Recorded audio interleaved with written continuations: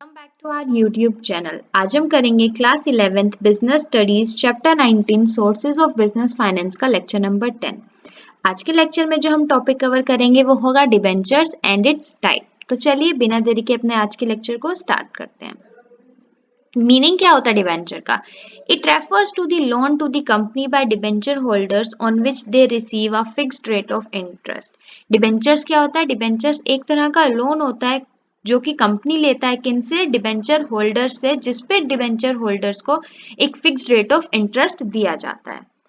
Debentures are the kind of loan. Debentures एक तरह का लोन है, उधार है। द कंपनी टेक, जो कंपनी लेता है, holders take from the holders of the debenture, जो डिबेंचर्स खरीदते हैं उनसे कंपनी क्या करता है?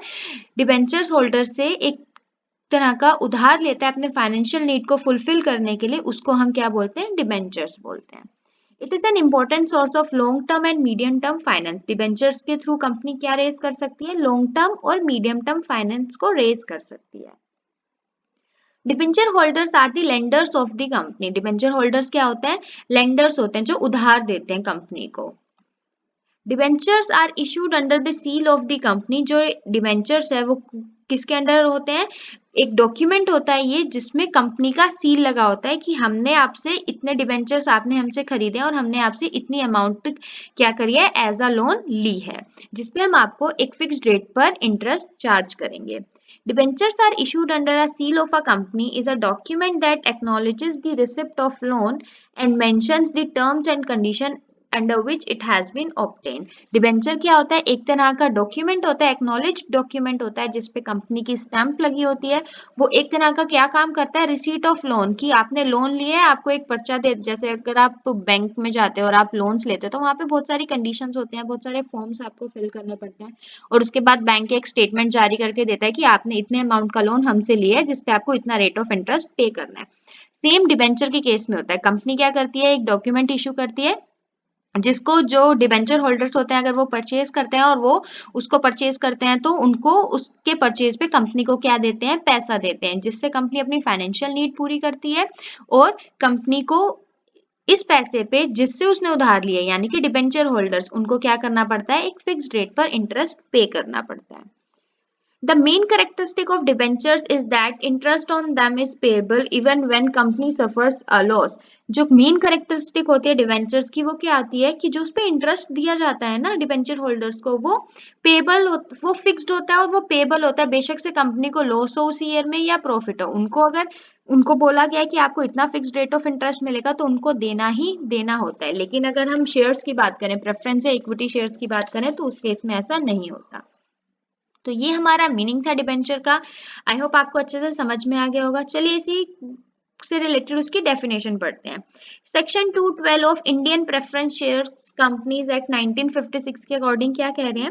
Debentures include debenture stock, bonds and any other securities of company weather constituting a charge on the asset of a company और not. Debentures क्या होते हैं? डिबेंचर्स एक तरह का स्टॉक होता है, बॉन्ड्स होती है जो कंपनी क्या करती है? इशू करती है अपनी फाइनेंशियल नीड को फुलफिल करने के लिए, या और कोई अलग तरह की सिक्योरिटी भी हो सकती है कंपनी की। उसके लिए हो सकता है कंपनी अपने एसेट्स को मॉर्टगेज करे या ना करे, वो कंपनी के ऊपर डिपेंड करता है। तो ये हमारी क्या थी? डिबेंचर्स की डेफिनेशन थी। तो चलिए आज के दूसरे टॉपिक पर चलते हैं, that is types of debenture. कौन कौन से टाइप है डिबेंचर के? पहला टाइप है बियरर डिबेंचर्स, सेकंड है registered debenture, third redeemable debentures, fourth irredeemable debenture, fifth convertible debenture, sixth secure debenture and seventh unsecured debentures. तो चलिए इनको एक एक करके पढ़ते हैं कि एक्चुअली में ये होते क्या है। तो सबसे पहला क्या आता है हमारा? Bearer debenture. बियरर डिबेंचर क्या होता है? The debenture which can be transferred through delivery are called debentures. वो डिबेंचर्स जिसको हम एक पर्सन से दूसरे पर्सन पे क्या कर सकते हैं? ट्रांसफर कर सकते हैं, उसको बोलते हैं bearer debenture. Interest is paid through coupons attached with them. In debentures पे क्या होता है? इंटरेस्ट पेमेंट किस बेसिस पे दी जाती है? वो कूपन पेमेंट पे दी जाती है, कि क्वार्टरली आपको हम इंटरेस्ट पे करेंगे, मंथली पे करेंगे, हाफ ईयरली पे करेंगे या ईयरली पे करेंगे। तो वो कूपन्स की फॉर्म में एक फिक्स्ड अमाउंट उनको पे की जाती है। Company do not keep records of such holders. Company ऐसे होल्डर्स का कोई भी रिकॉर्ड अपने पास नहीं रखती है। तो ये कौन से होते हैं? ये हमारे बियरर डिबेंचर्स होते हैं।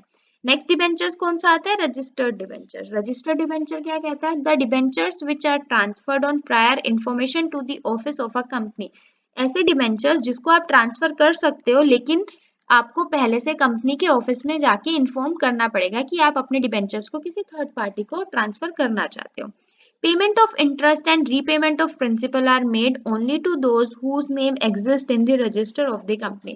जो इंटरेस्ट की पेमेंट है और जो प्रिंसिपल अमाउंट जो कंपनी लेती है उसकी रीपेमेंट सिर्फ तब होएगी जब आपका नाम जो ट्रांसफर करना चाहता है उसका नाम रजिस्टर में होगा कंपनी के। तो ऐसे डिबेंचर्स को क्या कहते हैं? Registered debenture. नेक्स्ट क्या है हमारा? Redeemable debenture. The debentures whose principal amount is repaid by the company after a certain period. ऐसे डिबेंचर्स जिसकी पूरी पेमेंट कंपनी कर देती है एक स्पेसिफिक पीरियड के बाद, वो क्या कहलाते हैं? Redeemable debentures. नेक्स्ट क्या आता है? इररिडीमेबल डिबेंचर्स कौन से होते हैं? The debentures whose principal amount is not paid by the company during its life time. ऐसे डिबेंचर्स जिसकी प्रिंसिपल अमाउंट कंपनी पे नहीं करती है अपनी पूरी लाइफ टाइम, उसको बोलते हैं इरिडीमेबल। और इसका एक और पॉइंट होता है, सिर्फ उनकी पेमेंट तब होती है जब कंपनी वाइंड अप की सिचुएशन में आ जाती है, बंद होने वाली होती है तब। फिफ्थ क्या है? Convertible debentures. नाम से ही पता चल रहा है जो डिबेंचर्स कन्वर्ट हो सकते हैं। अब किस में कन्वर्ट हो सकते हैं? शेयर्स में, लेकिन एक पर्टिकुलर टाइम लिमिट के अंदर अंदर, तभी वो क्या कहलाएंगे? कन्वर्टिबल डिबेंचर्स कहलाएंगे। नेक्स्ट है secured debenture. The debentures which are issued by a company on the security of assets.